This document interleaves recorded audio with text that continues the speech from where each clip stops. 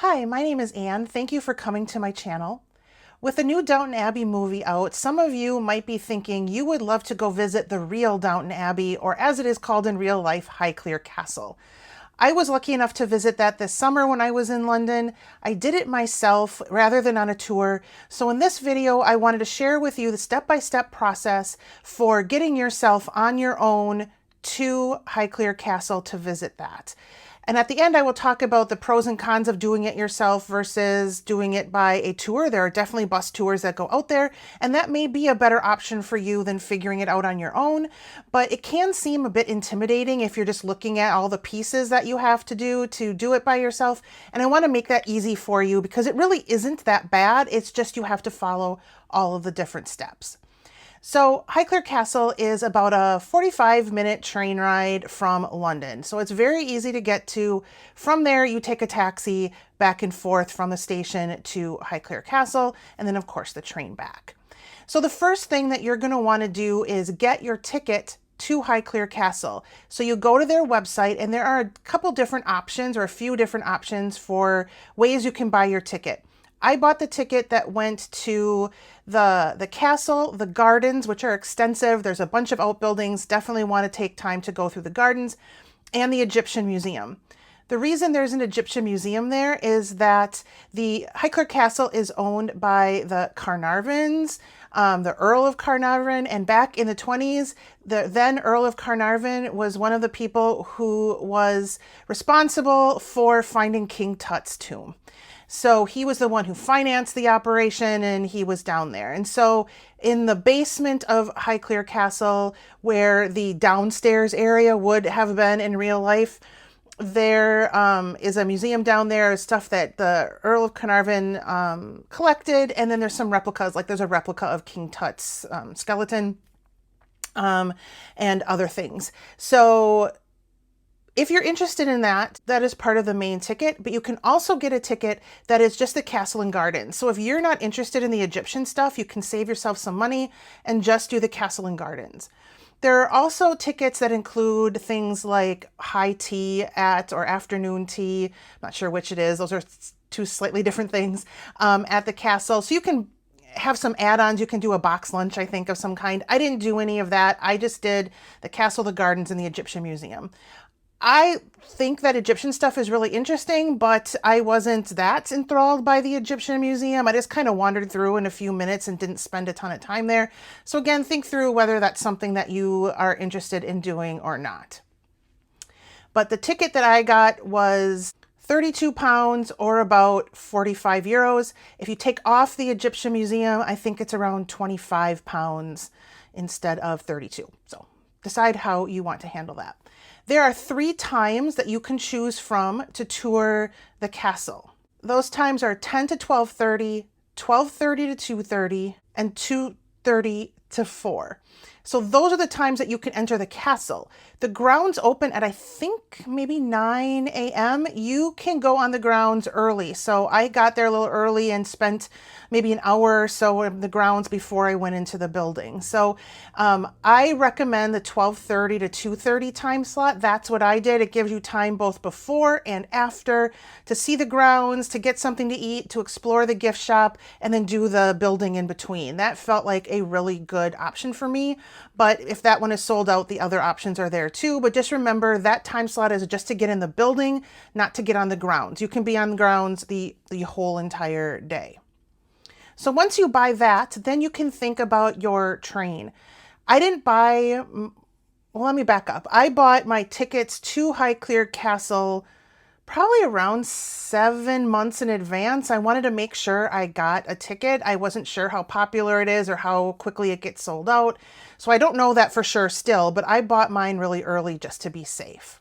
I didn't buy my train ticket until either a day or two before I was going out to Highclere Castle, because that's not something that's going to sell out. These are just commuter trains. Anybody can hop on them at any time, really. So I took a train from Paddington Station to Newbury Station at 10:36 a.m. and it got to Newbury at 11:15 a.m. So again, about a 45-minute train.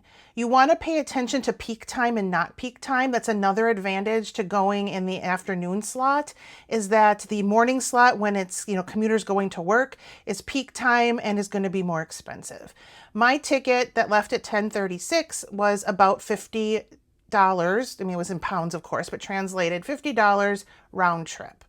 I had a specific booked train going to Newbury, and I just hopped on any train coming back because I didn't know exactly how long I'd want to be at Highclere Castle, and so I didn't want to tie myself to a particular train. And you can do that. You can hop on any train and sit in a non-reserved seat. They're marked in the train which seats are reserved and not reserved, and so you can just sit down on any train that has a non-reserved seat in it. And I didn't have any trouble finding a seat going back, and that was at around 3:30, 4 o'clock, something like that. It was absolutely fine. You also want to pay attention. There are some trains that are direct and some trains that are not. You obviously would be better off with a direct train rather than having to switch trains somewhere along the way. So then when you get to Newbury Station, you walk outside. It's a small station. It's right on what looks to me like a main street.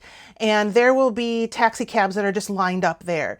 And you just go to whichever one is the first in line and tell them you want to go to Highclere Castle. And they're used to that. They know what people are there for. The taxi driver that I had said that he just goes back and forth between the station and Highclere all day. That's what he does. It's about a 15-minute drive. It's approximately 21, 23, 25 pounds per direction. What I did, because I was there by myself, is I saw in front of me two other women who had gone to the first taxi. So I went up to them and said, "Hey, do you mind if I come with you and we can split the cost?" So I only had to pay, I think it was 7 pounds one way and 8 pounds the other. So it cost me a whole lot less when I was sharing with someone. But at a maximum, it's going to be about 50 pounds to do the round trip for the taxi. So as I mentioned, you have a time slot when you can get into the building at Highclere. My slot was 12:30 to 2:30. I didn't want to go right at the beginning. It seemed like that was when the line was fairly long. So I waited an hour and went in at 1:30. If you have that final time slot of 2:30 to 4, think about where you want to be in there, because it's going to take you a little while to go through. And unless you're going to be in a rush, you don't want to enter at like 3:30 and then only have half an hour to walk through the room. So if you have one of the earlier time slots, you can kind of wander in anytime during your time. If you're at the end, I would go earlier. But what I chose to do was walk around the grounds for a while before going in. So we arrived at the grounds at about 11:30, so that gave me an hour. I stopped and got a drink. There's a number of different little, either like food trucks or stands where they have drinks and food. I just got a drink. It was a watermelon mojito, I think it was. It was really good. The only problem is there were a lot of bees around, and so I had to drink it pretty fast to keep the bees away from me. But that was a nice way to start. And then I walked along around the grounds, and there are a number of paths to walk around. There's some outbuildings that you can see, and some more decorated kind of gardens, and then just prairie type land. It was really nice to walk around. It was not difficult to do. It wasn't a rough terrain to walk over or hilly or anything. There was some hills, but it wasn't too bad. So you're definitely going to want to spend some time walking around the grounds. So I did that for around an hour, and then I went and toured the building, which was amazing. You see a lot of scenes from the series, and they have signs up that tell you what might have happened in that room. Especially for the bedrooms, it tells you, this is Lady Cora's room, or this is where Pamuk died, things like that. That was really cool to see. The library was amazing. That's the room that has like the 2 red couches that face each other, and then the windows along the side. That's the first room you walk into. I could have just stayed there all day. I loved that room in the show, and I really loved it in real life. It was just amazing to be there. 2 things you will not see are Lady Mary's bedroom and the downstairs. At least you'll see the downstairs with the Egyptian Museum, but the downstairs in Downton Abbey wasn't filmed there. Those 2 things were filmed outside. I'm curious why Lady Mary's bedroom isn't there because everybody else's is, but there must have been something that they wanted for her bedroom that just doesn't exist at Highclere. So you won't see those two things, but you'll see a lot of other things that you will definitely recognize from the show. And even when you go downstairs to the Egyptian Museum, you'll see the back stairs where the servants would have gone up and down. And then there is the, like, on the wall, the thing with the bells that would ring if people upstairs needed something. So that was still on the wall. So you do see some aspects of the downstairs, but that's not really part of the Downton Abbey part of the tour. That's just affiliated with that particular house. And again, it's mostly that Egyptian museum. They also have a gift shop. It's not a really large gift shop, but I spent some time there and bought a couple things and then headed back to London.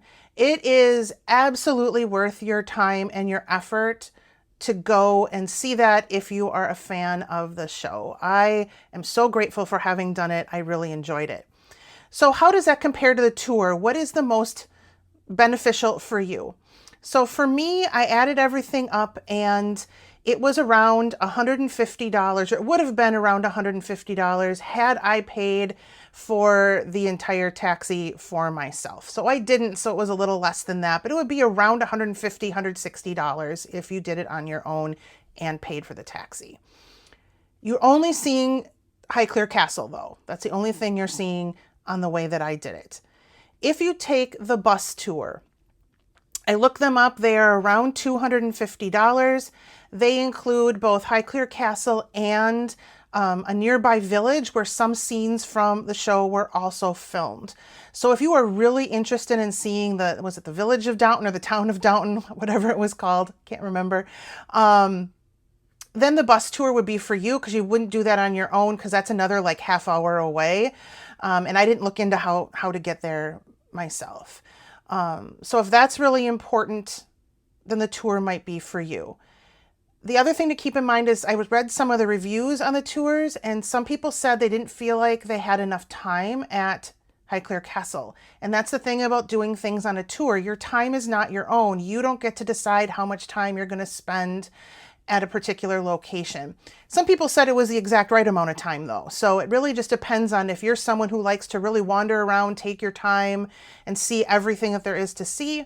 Going on a tour might not give you enough time at the site that's probably the one you're most interested in. So you have to figure out the cost. It's way cheaper to do it on your own than it is to do it on a tour, but you're not going to see that village on your own. But if you're on the tour, you don't have necessarily as much time on at Downton Abbey or at Highclere Castle. So figure out for yourself what your priorities are and where you want to put your effort. It does take some planning and some organization to do it on your own, but it is absolutely not at all difficult. You can do this on your own. So don't be discouraged if a tour isn't available on a day you have available. You can do it on your own. I just recommend planning ahead as far as you can so you make sure you get the ticket you want to Highclere Castle. So if you have any questions, I'd be happy to answer them. Please post that in the comments. If you've been to Highclere Castle and you have any other tips, I would love to see those, and I'm sure other people would as well. But if you're a fan of the show, I really hope you make it a priority to get out there and see it. It was a bucket list item for me that I'm really glad I got to check off. So thanks for watching this video. I'll see you in the next one. Bye.